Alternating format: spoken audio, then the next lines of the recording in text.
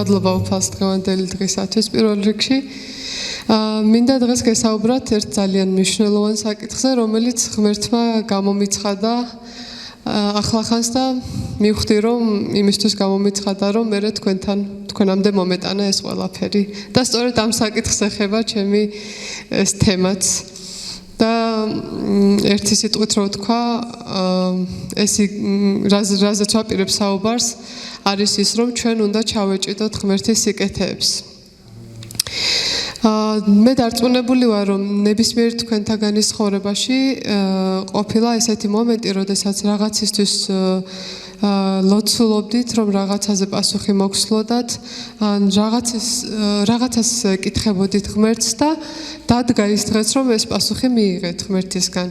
იქნება ეს ადამიანის სახით, იქნება ეს მისი სიტყვიდან, სიზმრიდან, სიმღერიდან, ქადაგებიდან თუ ასე შემდეგ. და დარწმუნებული ვარ, რომ როდესაც ამ პასუხს იღებთ, გაქვთ ძალიან დიდი სიხარული შეგრძნება, ხო? ანუ ღმერთი პასუხს ცემს თქვენს ლოცვას. და ეს არის სასწაული შეგრძნება, ხანდახან დაჯერებაც კი გვიჭირს ხოლმე, იმდენად რეალური არის ხოლმე ღმერთისგან პასუხები. და სწორედ ასეთი შემთხვევა მქონდა მეც ახლახან და მე ამ სიხარულის ტალღამ რომ გადამიარა, მე მივხვდი, რომ რატომ ხდება ისე, რომ ზოგჯერ ადამიანებს მე ეს ყველაფერი გვავიწყდება. რატომ ხდება, რომ იმდენად გვავიწყდება, რომ ხანდახან ვეჭვობთ კიდეც მართლა ესე მითხრა უფალმა, მართლა გამცა პასუხი უფალმა ამ შეკითხვაზე. და მივხვდი, რომ ეს არასწორი არის ჩვენი მხრიდან. იმიტომ რომ ეს ყველაფერი ისე გამოდის, რომ თითქოს ვართ უმადურები და ფაქტობრივად ვღალატობთ ღმერთს, იმიტომ რომ უფალი დეტალებში ზრუნავს ჩვენზე, ის დეტალებში გვცემს პასუხს ჩვენს კითხვებზე და ჩვენ უბრალოდ ვაძლევთ თავს იმის უფლებას, რომ ეს სიბრძნე, რაც მან მოგცა, ეს პასუხი, რითიც გაგვაბედნიერა იმ მომენტში, მე დავივიწყოთ. და მივხვდი, რომ ეს არ არის სწორი და თქვენ იცით, რომ დღევანდელ დღეს ბოროტი ძალიან ებრძვის ჩვენს გონებას, გონებრივ შესაძლებლობებს, მათ შორის მეხსიერებასაც და მივხვდი, რომ ეს პრობლემა დგას და ამიტომ ალბათ ძალიან სწორი გადაწყვეტილება იქნება, თუ კი როგორც კი ღმერთისგან მოვა პასუხი. ჩვენ ამას ჩავიწერთ სადმე, რომ დავწმუნდეთ, რომ თუნდაც რომ დაგვავიწყდეს გონებრივი სისუსტის გამო, მაინც ეს დარჩება, ეს ღმერთის გამოცხადება ჩვენთან დარჩება და ჩვენ მას გაუზიარებთ ჩვენს მეგობრებს, უფლის სახლს, იმიტომ რომ ეს გამოცხადება მოდის ჩვენი საერთო მამისგან, იმისთვის რომ გაზიარდეს მის ოჯახში, ხო ასეა? ანუ ის არ გვაძლევს ჩვენ ამ გამოცხადებას მხოლოდ იმისთვის რომ ჩვენ ეს განძი რაც არის ეს ოქრო ჩვენთვის დავმარხოთ, ჩავფლათ და ვთქვათ რომ ეს მარტო ჩემია. არა, ეს არის ჩვენი საერთო მამისგან, რომელიც უნდა გავრცელდეს მის ოჯახში ისევ. ამიტომ მინდა ერთმანეთს შევახსენოთ და საკუთარ თავებსაც, რომ როდესაც ღმერთისგან რაიმე გამოცხადება მოვა, ეს ჩვენ უნდა გაუზიაროთ ერთმანეთს აუცილებლად, დაუყოვნებლივ, რომ შევძლოთ სხვისი გამხნევებაც. მე მაგალითად სხვის ისტორიებს, სხვის გამოცხადებებს რო ვისმენ ხოლმე, ძალიან ვხნევდები და დარწმუნებული ვარ თქვენც ასე ხართ და ყველა ასე უნდა მოიქცეთ.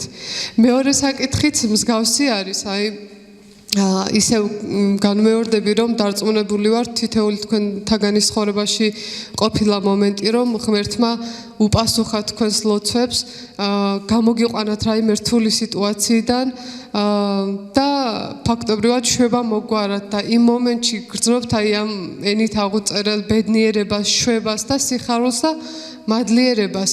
მაგრამ აქაც იგივენაირად გადის დრო და ეს რაღაცები ზოგჯერ ან მივიწყებას ეცემა თან იმ დონეზე, რომ ჩვენ იმასაც კი ვბედავთ, რომ ეჭვი შევიტანოთ ღმერთის სიყვარულში ჩვენ დამი. ვფიქრობთ, რომ ნუ თუ მართლა ვაინტერესებ ღმერთს ამ დონეზე, რომ ჩემზე იდარდოს, იზრუნოს, ან პასუხი მომცეს ჩემს კითხვებზე. ნუ თუ მართლა გააკეთა ღმერთმა ეს ჩემს ცხოვრებაში, ან შეიძლება მაშინ გააკეთა და ეხლა აღარ უყვარვარ, მაგრამ ჩვენ ვიცით ბიბლიიდან, რომ იესო ქრისტე იგივეა გუშინ, დღეს და მარადიულად და ის არ იცვლება და თუ კი მას უყვარდი გუშინ, მას დღესაც უყვარხარ და ხვალაც ეყვარები და შენ არ გაქვს უფლება რომ ეჭვი შეიტანო მის სიყვარულში, რადგან მისი სიყვარული არ არის ადამიანივით, როგორც პასტორი ზალი ამბობს ხოლმე, ისე არ არის რომ თქვას და გადაიფიქროს, ის ადამიანი არ არის. ამიტომ ეს გამოცხადება მომეცა და ეხლა მეც სწორედ პრაქტიკაში გამყავს ეს რჩევა, რასაც თქვენ გაძლევთ, რომ ეს ცოდნა, ეს გამოცდილება, ეს სიბრძნე, რომელიც ღმერთისგან მოდის და თუნდაც ის საკითხები, რომელსაც მისგან ვიღებთ, უნდა იქნეს აღბეჭდილი ჩვენი გონების და გულის ფურცლებზე სამუდამოდ, ისე რომ არასოდეს დაგვავიწყდეს და გაუზიაროთ ერთმანეთს, რადგან ეს არ არის ისეთი განძი, რომელიც უნდა დავმარხოთ. არა, ეს ისეთი განძია, რომელიც უნდა გავაზიაროთ და უფრო გავამრავლოთ. უფლის სახლში და იმედი მაქვს რომ ყველანი შევძლებთ ამის გაკეთებას, რადგან ამით ჩვენ ვაამებთ ღმერთს, ჩვენ საერთო მამას. ასე რომ აბა თქვენ იცით. მადლობა უფალს ყველაფრისათვის. მადლობა.